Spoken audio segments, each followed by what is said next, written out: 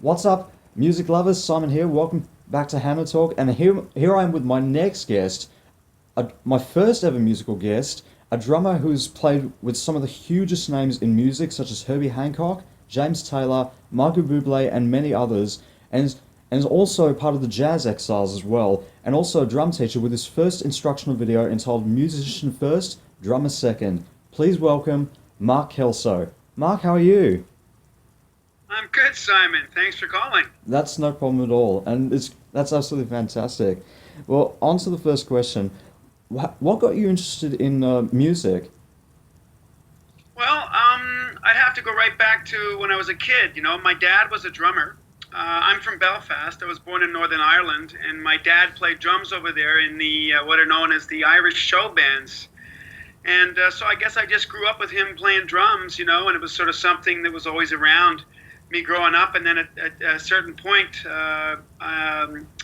there's a story he tells of when I was a little kid and I got it up on the kit when he was talking to the guys while they were playing, and he thought that I was keeping time.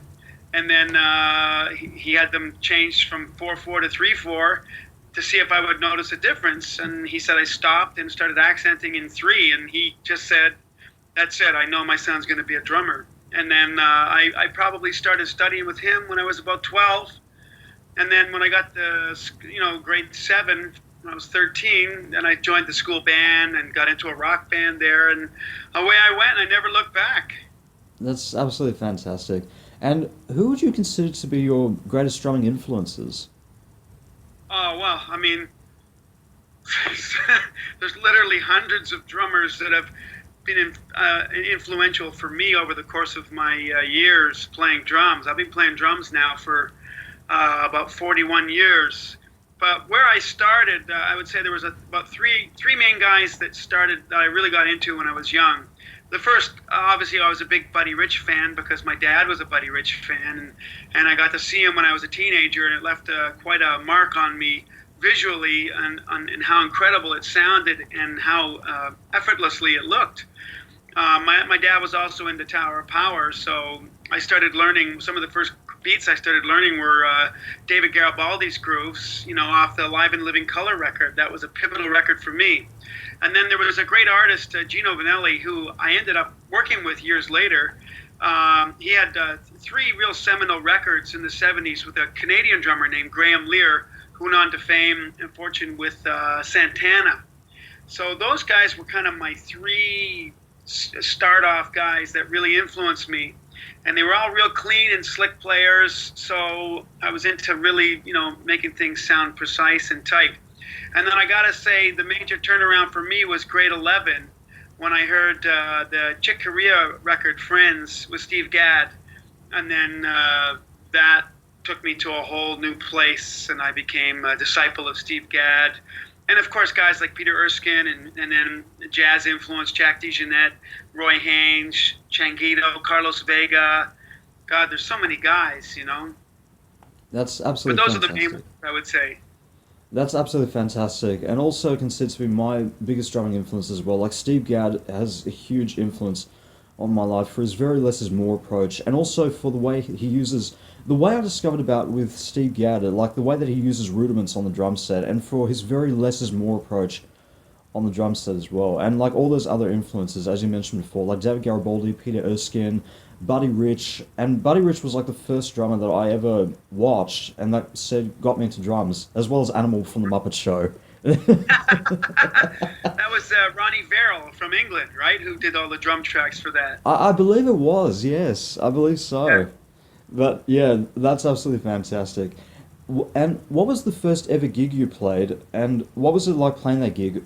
What was it like? What was the gig that really said to you, like, that really kind of shot you into, like, the full drumming world, playing with such huge names? Well, I guess we had a quintet in grade 8. I put a school band together called the Dynamite Five, and we played some cover tunes. And so I started playing with that band. So my first gigs were on that band, playing local libraries, playing at the school dances and things like that. And I loved it. And also I was playing in the school bands. Then when I got to high school, I started playing in the big stage bands there and the concert bands, started learning how to read music. And then I started gigging around with some local wedding bands and some local jazz fusion things, and just sort of worked my way into the scene. And, after a while, just one thing led to another. And then I started doing, playing with better musicians, higher caliber players, and then broke into the session scene here in Toronto. And then my, reputation, was a wonderful thing. Just getting yourself out there, word of mouth, doing a good job, and then getting hired by other people who you meet on gigs. And so I like so many different styles of music, and that was one of the things that I really liked about Steve Gadd, was that he sounded so great in a jazz setting or a Latin setting with Chick Corea, and then you'd hear him in a pop setting or a singer-songwriter setting or an R&B setting, and he sounded equally as good, even if he was playing the fancy stuff or the simple stuff. Everything started just, to me, sounding so amazing, and then that turned me on to his time feel. And that's where I started really focusing on groove from him, because prior to that I wasn't focusing on it. I was really getting into the chops thing, as any young teenager does. But Gadd was the guy who opened up the whole world of time feel, laying back and making something really feel good, and also feeling supporting whatever music you're playing. So I sort of took that approach and wanted to approach bands and music in the same way that I heard him on records, and it was a good template because it kind of worked for me really well. That's absolutely fantastic, and I can definitely relate to that sort of experience. Like, yeah, I was exactly in the same position when I first started playing drums. I mean, I've been playing drums for about 10 years, since I was 13 years old, and my experience was kind of very similar to that, where partially I had a bit of a slow development in terms of drumming, partially from the lessons that I had, which were group lessons instead of one-on-one lessons, until I got to, like, bachelor's degree level and such, where it became more one-on-one sort of lessons. But I felt was very, very helpful and such. And Steve Gadd was really the guy that turned me on into, like you're a musician first, you're a drummer second, and that sort of thing. So he was the guy that really inspired me more out of any other player. And I'm more of a groove player myself, coming from guys like, Steve Jordan, Keith Carlock, and Steve Gadd. Those three are my greatest influences. And also in terms of jazz influences, like Antonio Sanchez from Pat Metheny, Buddy Rich, like those sort of guys as well. They're absolutely amazing. And as well as that, you've also played with some of the hugest names in music. And I have to ask, do you still get like very pinch yourself moments playing with such huge names? Well, absolutely. I mean, you try to be cool because you don't want to seem like a little kind of, puppy dog fan, because I don't think that guys of that stature kind of dig that vibe. It makes them uncomfortable. So you just try and go out and be cool and play. When I played with Pat Metheny last year, and we did a trio thing, and that was one of those pinch me moments, because I'm playing there, and you listen to the monitor and you go, wow, that guy really sounds like Pat Metheny. And then you look over and there's Pat Metheny standing on stage with you, and you're going, this is unbelievable. And we're playing, we played about 5 or 6 of his tunes for a mini concert at the college where I teach, me and the bass player, Mike Downs, and he contacted us. And it was, when you get an email from Pat Metheny, you just go, wow. And then I called my wife and said, hey, look, I got an email from Pat Metheny. So, I was kind of, like a giddy a school kid there by myself with my wife, and showing her. But then I tried to be really cool and professional when I met him, and just play the music and hope that he liked it. I've grown up with his music and listened to him for 30 years, so I kind of knew the vibe, and I just hoped that he liked what I did. And we had a great concert, and,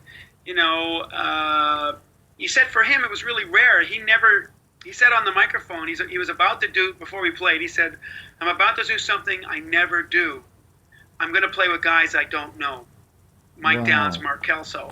And up we went, and we were like, here we go, let's just go. But I think once you get into the first tune, just your musical senses take over, and then you're not thinking about playing with Pat Metheny anymore. You're just thinking about reacting and responding to what you're hearing, regardless of who it is. It's like, hey, this is really fun. I'm just playing jazz trio with a guitar player and an acoustic bass player, and it's a lot of fun. And I'm not thinking about Pat Metheny. I'm thinking about Pat Metheny until I sit down, but then once we start going, I'm thinking about the music. That's absolutely fantastic. That's really, really good.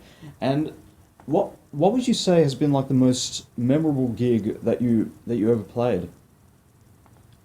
Well, one of the coolest ones I played was the Sudeste Festival in Portugal with a British singer, Peter Murphy from the band Bauhaus, and he's, coming from a jazz and funk background, he's the godfather of goth. So it was kind of an interesting gig for me to land up on to do it. He had done this record that was called Dust, that was kind of very Peter Gabriel-esque. So he needed, I guess, a more sophisticated band.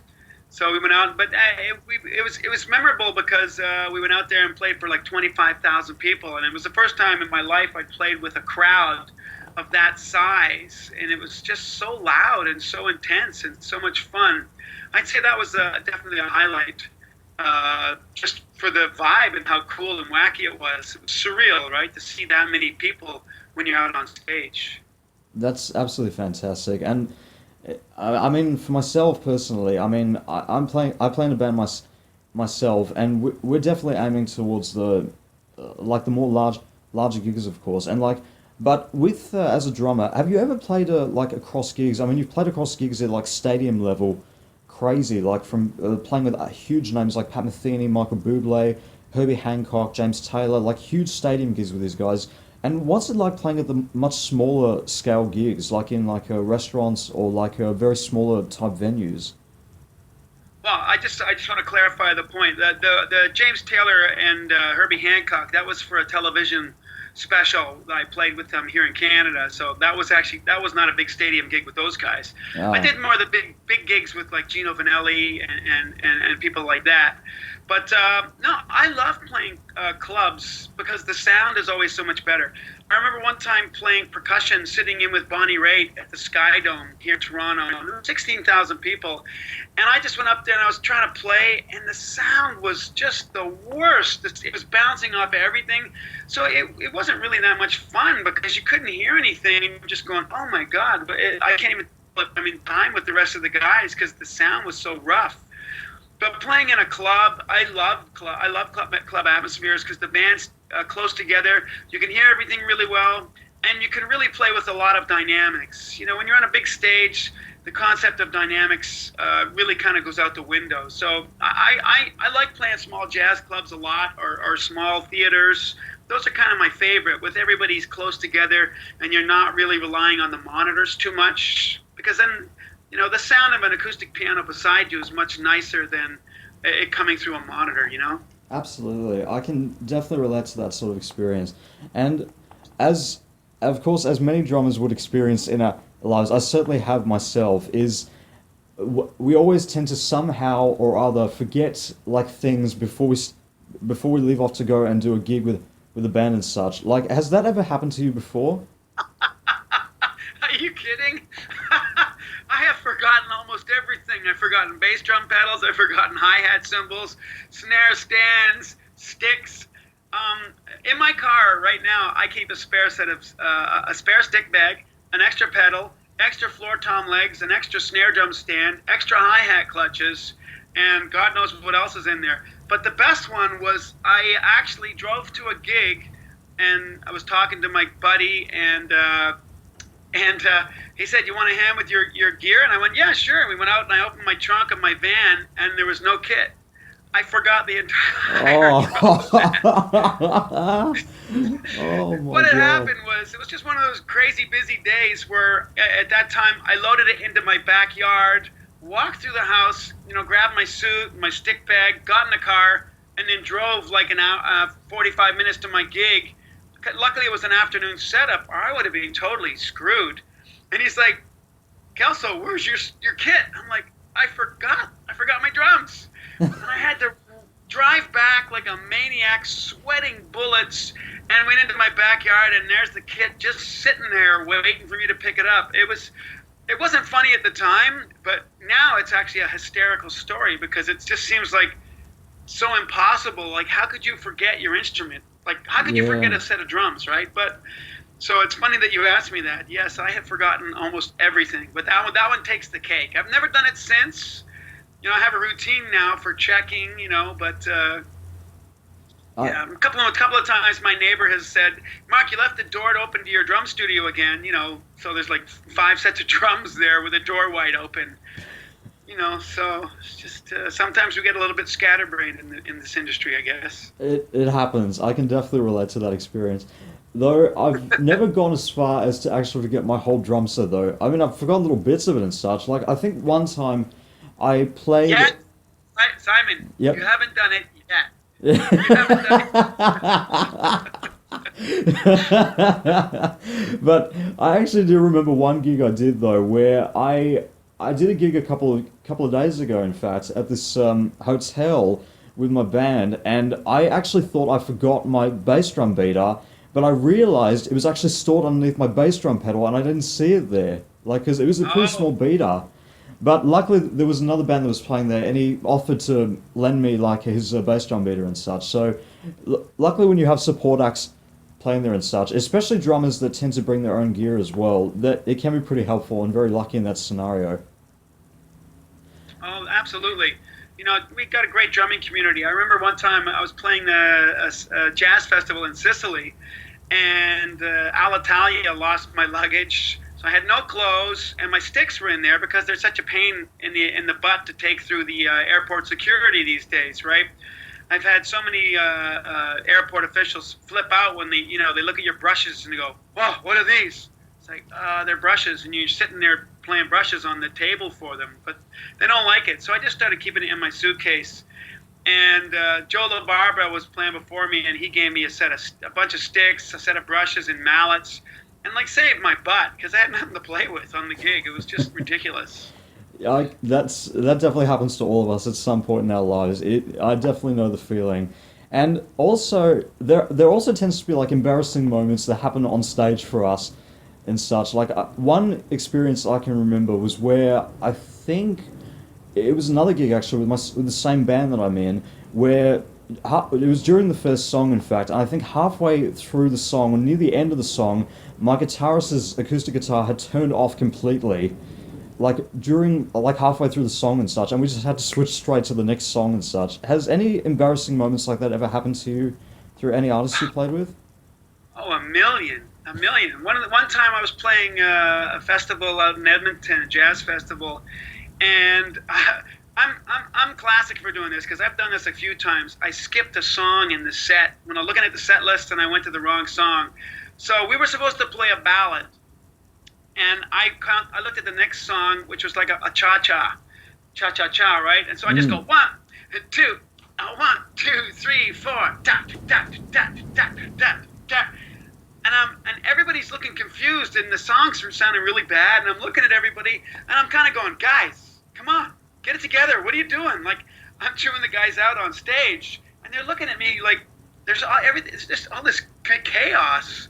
And then finally the keyboard player goes, "You counted in the wrong song." Oh. And I looked at the set list, and I was like, we're supposed to be playing a ballad. Well, Simon, there's no graceful way to get out of a cha-cha-cha and make it into a ballad. So we kind of had to play the whole song at the wrong tempo. Oh, no. You know, and it was awful. It just sounded awful. Yeah. You know, but so many things. You know, you take an ending out too soon. No one's ready for it. Just the other day at the Oakville Jazz Festival with my group, we're getting ready. I finish talking. I do this big introduction. I go 1, 2, 3, 4. Bah! Power failure. Right on the first note. Oh, it's like, no. Are you serious? Are you serious? The band before us didn't have this problem, but we just hit it with, I don't know, so much energy or something, so much power that we blew all the fuses. It was an outdoor festival, and the whole thing went down, shut us down for about 10 minutes, but then we got back going. But it was kind of funny, you know, thinking, all right, let's go, we're ready to go. You're all pumped up to play, and then boom, nothing, no sound. It was pretty funny. I guess musicians don't know their own strength. You just got to roll with those things when they happen, you know. Things are when there's technology involved, things are always going to go wrong. So Absolutely. You can't get upset about it. just Absolutely. laugh it off and go. That's absolutely right. And one of the projects that you're in is the Jazz Exiles. How did the Jazz Yeah. Exiles come about? Well, I had a plan for the Jazz Exiles about 10 or 11 years ago. I thought I want to start my own band, get my own group going. I had done a solo record in 2002 that was kind of a world music thing, but it was really a studio record, and I didn't have a band to perform it because there were so many vocals and so much percussion. Would have been like a 10 or 12 piece band. So I thought I just want to put a band together, a quartet or something. So I thought of the idea, and then my wife she got pregnant, and then we started having we had our first kid, Connor, my son, and so that sort of took a lot of time. And then I got this full-time job teaching as the head of the drum department at Humber College. So I was so busy with that I kind of lost track of it. And then about a year ago, I was actually doing some research on a great Canadian drummer named Claude Ranger, who has since sort of disappeared. We don't even know what happened to him. But I think of when I was 18, he was such a powerful force in the city. So I was looking for recordings, and I was looking for videos of him to show my students. And I could hardly find anything. And I thought, what a shame. This guy's going to be lost to history because most of his output was live. And I thought, I've got two kids now. I want to do something while I still can to leave them something so they know what their dad did, because they're pretty young now. They know I play drums, but they don't really know what I do, for a living. So I thought, that's part of the reason I did the DVD as well. I wanted them to have a memento of what it was that I did so they could see their dad in action, years from now, and see that he had this band. So I wanted to do that and put my stamp on it, and then also being a sideman in so many bands, I guess you get to a point where you think, I've supported a lot of other musicians. Maybe it's time to do something that supports myself and gets my name out there and helps to raise my international recognition. So the DVD and the CD projects, the Jazz Exiles, were kind of, a challenge for me to see if I could actually pull it off. Because, man, doing a DVD, I don't think I want to do that again. It was like 2 years of my life. Doing the CD was much easier because I'm so used to recording and stuff.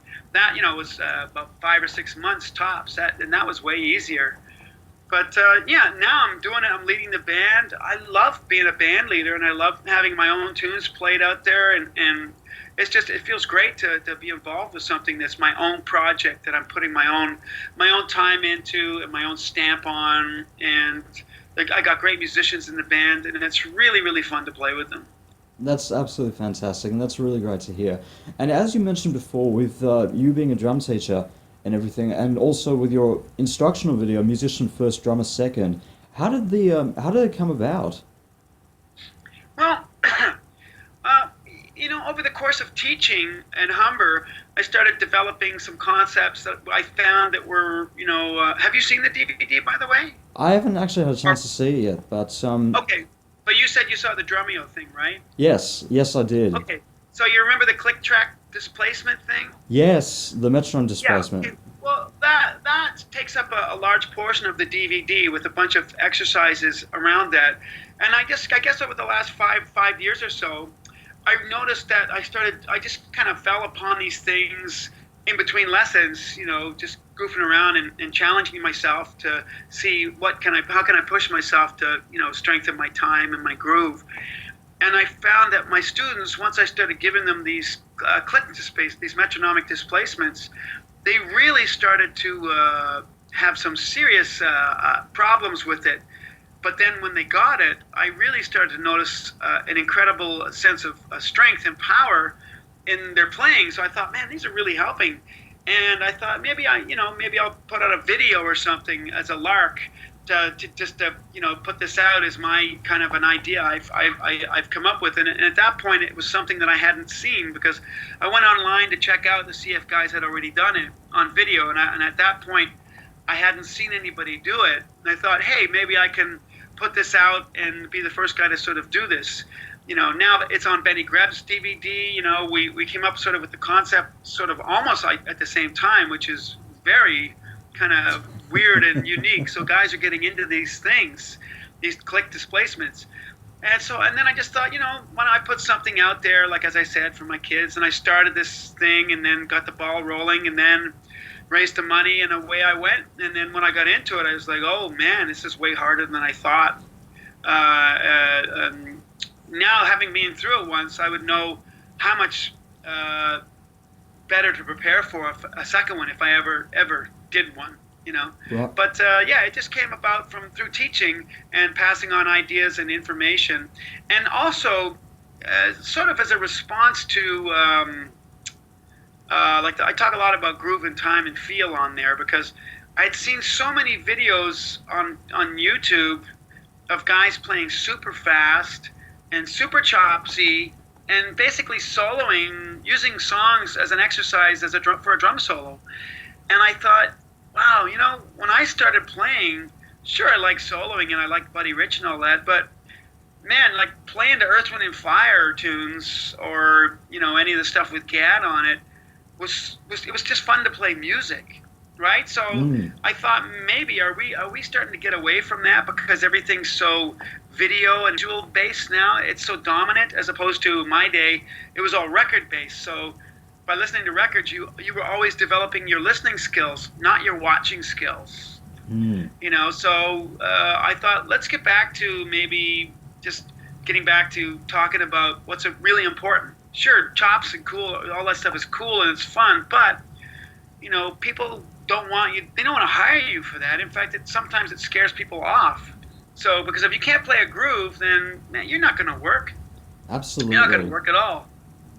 I can definitely relate to that so much. And with, as you were talking about, with the musician first and drummer second, of course, like you were talking about the concept behind it and your ideas on education and such, has what you've been doing with musician first and drummer second been your own personal philosophy with regards to music and with drum education? Well, yeah, or my interpretation of things that I have learned from all the drummers I've listened to growing up, because there's everything that I've ever focused on has come from listening to somebody else play something really great and then trying to do it. So when I teach Brazilian music, I'm not from Brazil, but I've picked up a lot from listening to the music, so I can have the sort of element of being a non-Brazilian person who has learned how to play Brazilian music with great people like Jovino Santos Neto, Hermeto Pascoal, Luanda Jones, and these people have been very complimentary on my Brazilian playing. They say, wow, you sound like you really play this music well. And I'm like, thank you. I've just learned it mostly from listening and looking at books, but not really studying per se. So to a great degree, most of what I've done is based on listening mostly to music and trying to figure out how it sounds. Why does that Brazilian feel sound so awesome? What is it with the Afro-Cuban thing that is so awesome? It always comes down to feel. And I'm a big lover of African music, so I like playing those kind of grooves, and I'm always working them in wherever I can, because the feel is what kills me, And, to go back to Gad, I saw him there a month and a half ago with James Taylor, and he was playing the simplest stuff. But you know what? I came out of there on a high, man, because the groove was so heavy. It was like I was exhausted absorbing how heavy it was for the course of the 2-hour concert, and I was talking to him about I had lunch with him a couple of days later, and him and Luis Conte, and I was talking to him. I said, Steve, it was so heavy, man. Like, I can't even describe it to you because you're Steve Gadd. You don't actually know what it's like to listen to you in the same way that other people who aren't you listen to you, right? It was kind of funny. And he was like, well, was it okay? Did it sound okay? Was the time okay? Did it feel okay? And I just was like dumbfounded that he would even ask me, right? It's like, but you're Steve Gadd. Of course it was fantastic. But it was on such a deep level. And I think what I was hearing may not have been what everybody else was hearing, just from being, playing drums for 40 years. the level that I'm listening to. I'm listening for specifics in terms of feel. So I was just absorbing the whole thing, and it was like a big giant lesson in pocket. And I walked away going, wow, it was so great. I feel like I learned something even more about the way Gad plays. And I want to still have that effect on music, the way that he can make a ballad sound so killer and so amazing, even though he's playing the simplest thing. It's really a skill set that is at a very, very high level. I can definitely. That's absolutely fantastic, and yeah, I definitely know that sort of experience, and that's the influence that Steve Gadd has, and why he's one of the most influential drummers in the world. And also, apart from being a drummer, you also play a lot of variety of other instruments as well, such as you're also a singer as well, and dabbled into a variety of other instruments as well. How important is it, do you find, for drummers to play other instruments? Super important.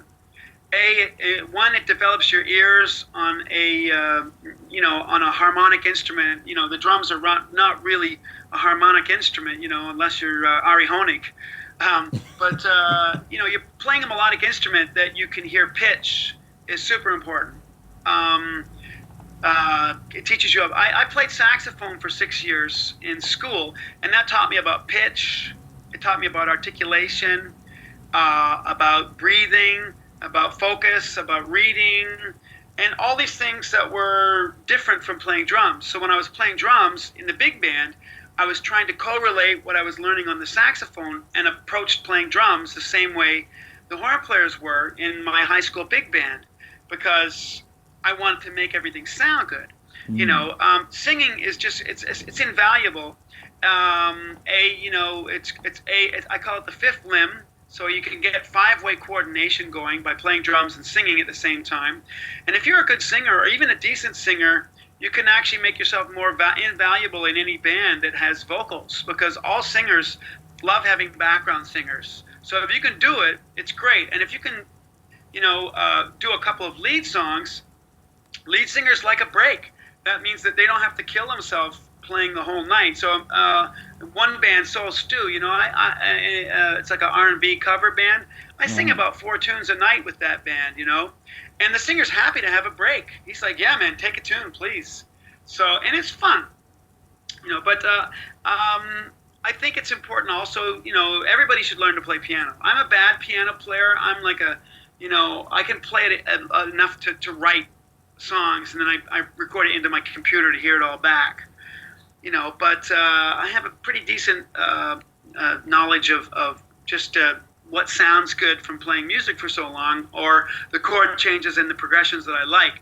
So I put those into the tunes because I like the way they sound. And then I sing all my melodies so that I can make sure that the saxophone player in my band has breathing space. So I know if I can sing it without passing out, then I'm not giving him an impossible line to play. I always look for a break in the melody. And then I think because I sing, I'm more sensitive when I work with vocalists. And as a result, I've gotten a lot of work for singers, because there's something maybe in the way that I listen to them that they like. I don't play too loud when they sing, or I'm always paying attention to what they're doing, and they can feel that. And I think they like that, having a drummer listen to them, because on numerous occasions I've heard them say, not a lot of drummers listen to the singer. I say, well, it's the melody.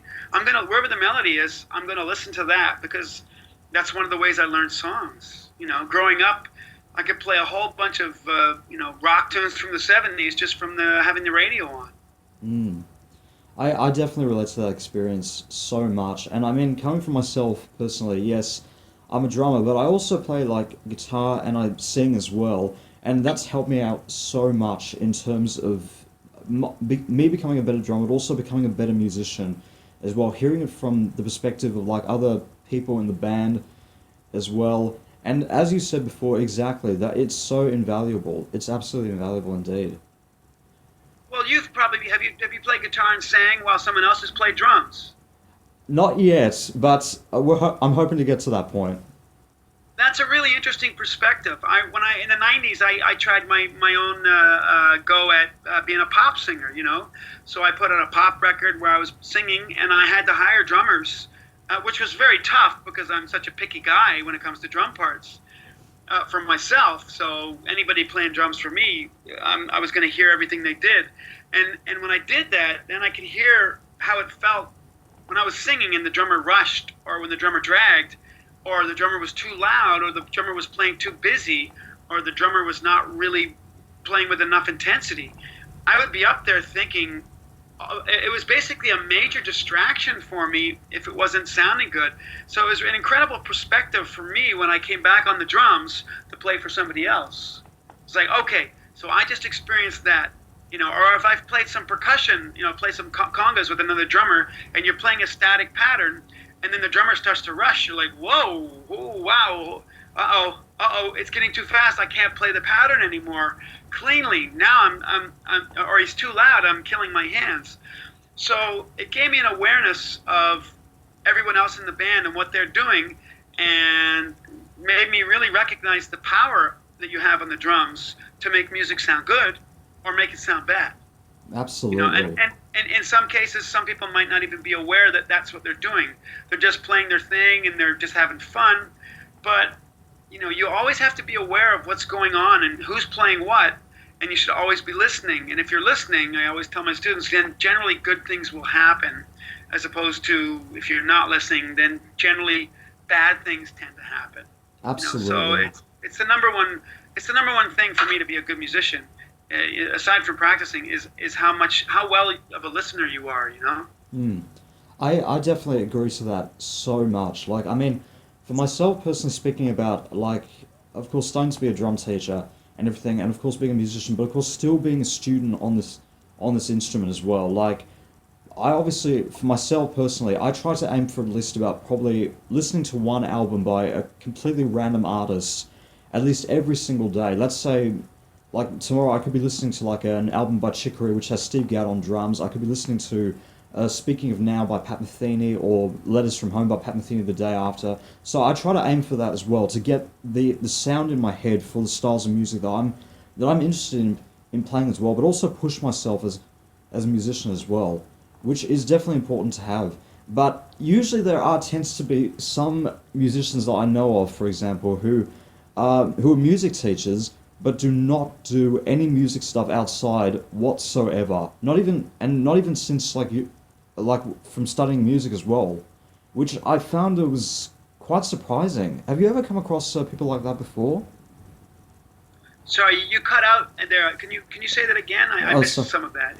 Sorry about that. Well, talking about, of course, with with education, of course, and with music, of course, musicians, like, I've come across, like, a variety of, music teachers who have studied music before, like, who have a bachelor's degree in music, or like a master's degree, and even an education certificate or degree or something, and they're great music teachers and everything, but they don't do any music stuff outside of music education whatsoever, which I found in my head to be like, how is that even possible in some way?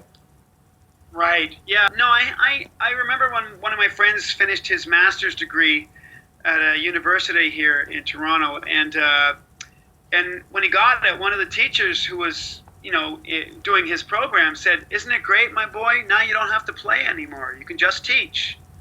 And my friend was like, "What? Why would I stop playing? That doesn't make any sense." I mean, there are, to be fair, there are great teachers who are maybe not great players, but it doesn't mean that they're not a good teacher. And then there are great players who are certainly not good teachers. I mean, the ultimate is if someone is a good player and a good teacher, I think the hands-on experience is invaluable as a teacher. So I like the fact that I play and I teach, because then I have experience in both worlds, the teaching world and the playing world, that I can pass on to my students going, "Hey, you know what happened to me the other day? This. Don't let it happen to you." Or, once I did this on a gig and this happened and I was able to do this or whatever. I guess the main thing is that if someone's looking for a teacher, they have to really make sure that that teacher resonates with them. And I'm always telling my students one thing that sometimes is overlooked, that the teacher has to be a good teacher, but the student also has to be a good student. A good teacher and a bad student, it's not going to work, regardless of how well the teacher is. Just the teacher's going to work overtime trying to make the student learn something, but if the student's lazy and doesn't want to learn, won't practice, then, you know, it's a symbiotic relationship that has to work with both sides. And it's the more the student puts in, the more the teacher puts in. And that way, both sides get something out of it. Because teaching is actually it's a very thankless kind of a job. You know, you'll teach, and then, you know, maybe 4 years later, you're going to get an email going, Mark, thank you for those years of teaching. They were so important. And you know, but I'm thinking, oh, wow, I had no idea that guy was listening to what I was saying, because in class he was so quiet. So it's hard to know. So when you get a nice energy with the teacher and student, then that's a really great thing. But yeah, to go back to your question, I think it's a little strange if the teacher's not playing in some manner or form, you know, because then it's like riding a motorcycle. If you ride your motorcycle around the block but never take it on the highway, how you teach someone who wants to learn to take it on the highway if you don't have that experience? You know, you can guess and say, well, you're supposed to do this, so supposed to do this, but until you've actually done it and experienced it, it becomes sort of it's tricky to pass on the proper information, you know? Absolutely. I agree with that completely. And, you know, that experience Sorry, is very... let me, I just thought of one thing. Like, in a pit orchestra, say, working with a conductor, if you've never experienced that, you know, it's super hard because of the time lag of the way the conductors do their time. It's orchestral time. And, you know, if I had never experienced what it was like in that pit, with the time being kind of wonky and trying to follow the conductor, you know, I might just say, hey, just follow the stick, you know, follow the stick, it'll be easy, and read the chart. But it's so much more involved than that. You have to really be aware of the time lag and the delay of the orchestra on the stick, right? And that's something that, if you haven't been in it, you could overlook that fact. And in fact, that happened to me for the very first time I subbed in Les Mis for a local drummer when back in the early 90s. I started getting into pit orchestra work. And I had been there and I'd watched the conductor 4 shows for the cues, you know, but then on my first show, the stick went up, and I'm used to jazz conducting where it's like on the down, the one is on the bang, like up, 1. But there was such a delay that when he went up, I went shh, bum, bum. I was like a whole quarter note ahead of the entire orchestra. And I was like, what happened? I was right with the stick. And then I realized, oh, I had sort of overlooked this had happened. Even though I was watching, I was listening, but I wasn't really paying attention to where the stick was. And now that I'm in it, oh man, I came out of that show with such a headache because I was so freaked out by the way the time felt and trying to follow the stick. But lesson learned, the next show I went back, I was prepared for it, and I had to sort of, you know, watch and listen almost out of sync. It was a very, very interesting training ground of orchestral playing, you know. It's just something that was very foreign. That's definitely true. And also from my experience in musical theater is that reading charts in musical theater can also land you in a very similar spot as well, especially when you're switching from when you're reading a chart, for example, and you're starting on page 1, and then all of a sudden you have to switch to page 10 right in the middle of the next song. I've seen that happen many times before, and it's not pretty. Yeah, theater work is all about the choreography and planning ahead and knowing what's coming. Absolutely. You have to be. It's some of the most focused work I've ever had to do in my life. Really, really hard. I can agree. And any current or upcoming projects? Well, I just had a sabbatical, right, this year from Humber, so I'm getting ready, all geared up to go back and teach, and, all renewed and ready to get back in. So I'm starting that in a couple of weeks. I finished writing about 16 new songs for the Nick's Jazz Exiles CD, so I'm just going to go into pre-production for that soon, and then we'll see. A bunch of gigs with local players here. Probably hit down to the NAMM show in January. Just I play in about 25 different bands in the city right now, so I'm always doing something. So I like to be kept busy, and I love playing drums. I love playing music, so I'm always just making sure my calendar's full. So I got lots of projects coming up and lots of playing. So, and I have a home studio, so I do recording tracks out of my house for people as well. That keeps me busy as well. And then, time for the family as well. That's very important to have, and it's very important, especially as working musicians, you need to have that balance going along there as well. And as you said before, it's really about it's all about planning. Like, you have to get your planning pretty much precise right then and there. And usually some things pop up in the moment and such that you can't really get out of sometimes. But as you said before, it's really all about planning your schedule right down to the T and such, and because that's important for musicians as well. So, absolutely. And final question, what advice would you have for anyone wanting to make it in the industry?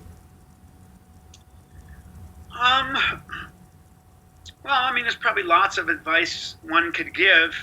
Obviously, be good at your craft. Be a nice person. Don't be greedy. Never lose sight of music being fun. Try and only surround yourself with people who have your best interests at heart. Get out there and play with as many different musicians as you can. Don't spend all your time in the practice room, because sometimes what you learn on a live gig will be more valuable to you long term than what you think you are learning when you're all by yourself. The interaction with other musicians is what makes it fun or what makes it painful, but also really is an incredible opportunity to learn. And if anything else, what is making it, right? Do you want to be famous?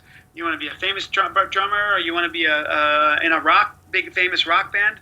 I don't have any advice on how to do that, because I'm not famous and I'm not in a big famous rock band, so I have no advice for that. I remember when I was a young man and I thought, my goal in life is to play really good music with really good musicians.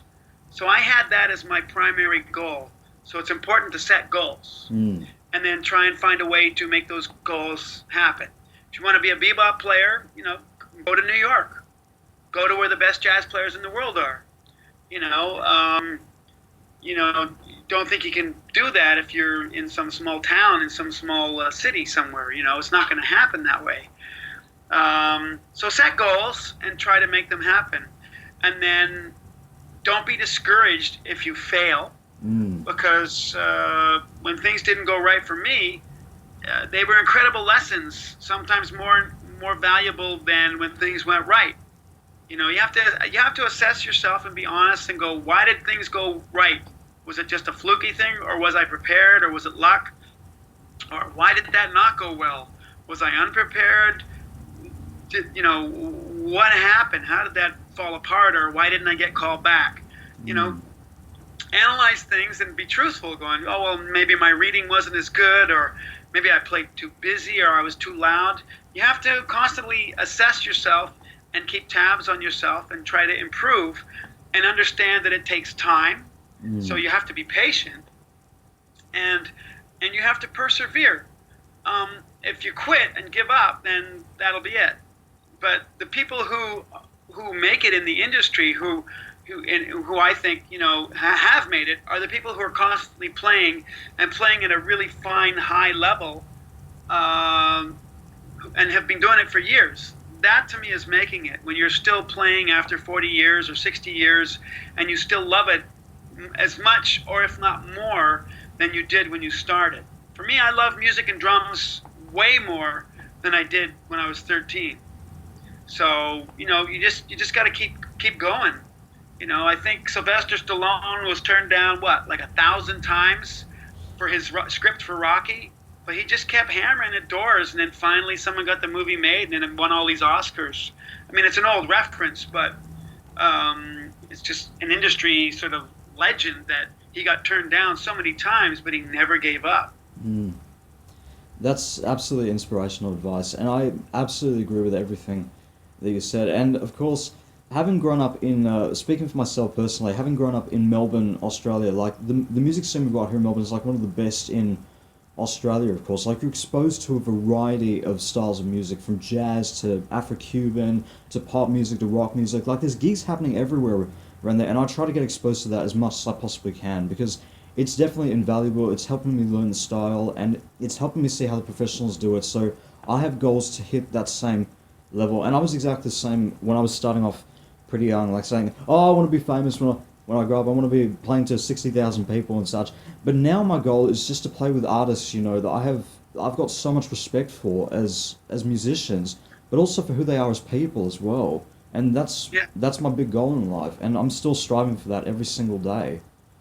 And that's something. Well, yeah, that is fantastic. That is great. That's a great attitude to have, and you're doing the right thing. Everything you're doing is exactly the way you should do it. I mean, for me, sometimes things took a long time. When I was 17, 18, listening to Graham Lear on the Gino Vanelli records, did I know, like, 25 years later, I would be working with Gino Vanelli and touring the world with him, you know? And so that, for me, was a major thing, because it was such an important music in my childhood, or, you know, my teenage years growing up, to work with this artist of this, you know what I mean? It was like, it'd be like, say, you know, you're listening to Chick Corea and you got to work with Chick Corea. You go, I can't even believe this is coming true. It's a dream come true. So it might not happen next week. It might not happen in 1 year or 5 years, you know, maybe 25 years. And if it happens at all, it's still going to be as fantastic as you had ever dreamed it could be. Or it'll be better because you're better. You know, if I had got the gig in my 20s, I probably wouldn't have sounded as good as I did in my 40s when I got the gig, you know. So there's definitely something to be said for being mature when you get a good gig. That's absolutely true, and that's fantastic. Mark Kelso, thank you so much. It's been an absolute honor, and hope to see you in Australia someday. Man, Simon, I was there once in 2002, and I absolutely loved it. I only got to Sydney. I stayed there for 6 days, and I've been all over the world, and I gotta say, Australia was one of the places I thought, I could live here, man. This is fantastic. Wow. The city is happening. The people were amazing. I just fell in love with the Australian people. They were so great, and the country was beautiful, you know. And I just loved every minute I was there. And I thought, man, you know, it's such a pity that it's so far from Canada. You know, and you know, my dad we almost moved there in the 70s, but my dad chose Canada, coming from Ireland, because he said if we didn't like it, you know, it wasn't as far as Australia to come back. So that's the only reason I could have actually ended up in Australia. It was just a stroke of luck that my dad, you know, came and brought the family to Canada instead. So it's one of those things. Maybe next life, you know. But I gotta say, I loved Australia, and I love the people. And thank you, man, for contacting me for this interview. It's been a very fun chat. That's absolutely no problem at all, and that's fantastic to hear about Australia. It makes me feel really happy about our country. And I say the same thing about, you know, about Canada and about the States. I feel exactly the same way. That's absolutely brilliant. Thank you so much. And anyway, for fans to know more about your work. Yeah, my website is www.groovydrums.com. Groovy, Groovy, no E, obviously. Groovydrums.com, and yeah, I got stuff about me there. I sell my DVD on there. There's stuff about the Jazz Exiles on there. I have a Facebook page for Mark Kelso and the Jazz Exiles. I have a Twitter account, Jazz Exile MK, and my Facebook personal page, I hit 5,000, so I can't get any more friends on there. So, but the website, you know, if people want to contact me, they can always contact me through the website. You know, I know I got a lot of messages from the Drumeo video. That's how a lot of people contacted me through that. So I'm an easy guy to find. That's fantastic. Mark Kelso, thank you so much. It's been an honor. Oh no, my pleasure, Simon, to meet you, and hopefully we'll meet in person one day. Do you ever go to NAMM or anything like that? I've actually never been to NAMM before, but I do know they have the Australian Ultimate Drummers Weekend coming up this year actually, and this is actually my first Ultimate Drummers Weekend, my very first one. So Are you it's playing it, or are you just going? I'm not playing at it. I'd love to play at it. That would be amazing. But I'm actually going to it as like a visitor and everything. But it's my very first one, so I'm really really excited. It's going to be No, amazing. you're gonna love it. That's absolutely fantastic. Thank you so much. Well, guys, if you'd like to find out more about Mark Kelso, you can check out his links down below in the description. And don't forget to subscribe down below to HannaTalk, as well as Simon Hanna Music, and check out my website, personal Facebook, and Twitter, with links down below in the description as well. Thank you guys so much for listening. This is Simon, signing off.